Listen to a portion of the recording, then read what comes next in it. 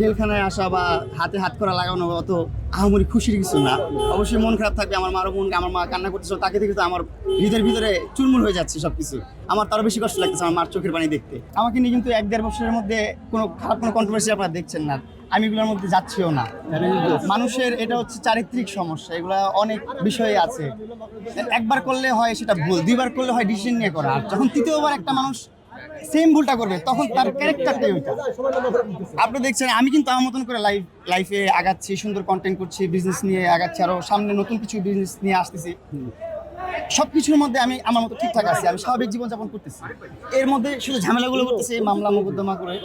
আমি জানি আমার বাংলাদেশের আইনের প্রতি আমার ভরসা আছে, শ্রদ্ধা আছে, ইনশাল্লাহ আমার ন্যায় বিচারটাই হবে আর আমি এখান থেকে রেহাই পাবো। সে যেমন হ্যাপি আছে তার লাইফে, সে আমি বলি তো সে হ্যাপি থাকুক, সে তার মতো থাকুক, আমার কোনো রিভেঞ্জ নেই, আমি রিভেঞ্জে বিশ্বাসী না।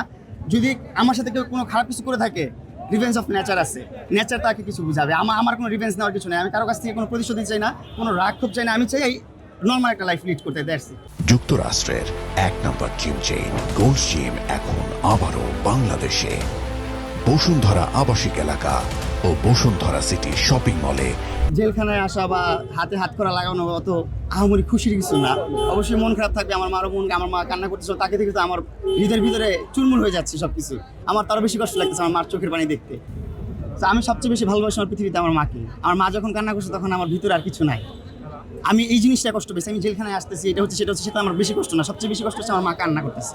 ইনশাল্লাহ আইনজীবী যারা আছে, যারা অনেক ভালো আছেন, তাদের সবার জন্য অনেক অনেক ভালোবাসা দোয়া থাকবে। আর আমি চাবো যে আপনারা এই ছোটো ভাইটাকে যেভাবে পারেন সেভ করেন। আমি তো তাকে কখনো কোনো কিছু নিয়ে পুক করি না, কখনো ডিস্টার্ব করি না।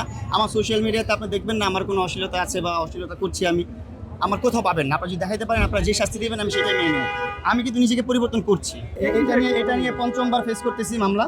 একটা মামলা খারিজ হয়ে গেছে, আর যেটা সাইবার ক্রাইম মামলা ছিল, মামলা আমার করার কথা ছিল কিন্তু আমার আগে সেই করে ফেলছে, দেন সে রিকভারি করে এখান থেকে চলে গেছে।